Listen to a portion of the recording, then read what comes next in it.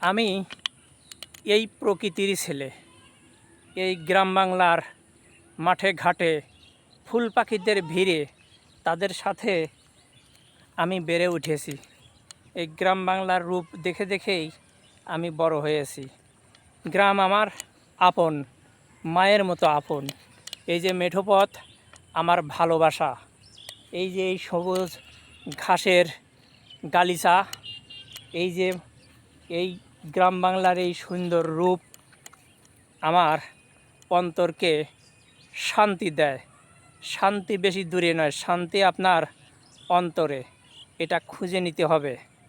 শান্তি যদি পেতে চান, নিজেকে যদি সুখী মনে করতে চান, তাহলে আপনার চেয়ে নিচে যারা আছে তাদের সাথে আপনার তুলনা করুন। আপনি তাদের থেকে অনেক ভালো আছেন। আপনার চেয়ে উপরে যারা আছে তাদের চিন্তা করবেন না, তাদের মতো হইতে চাইবেন না।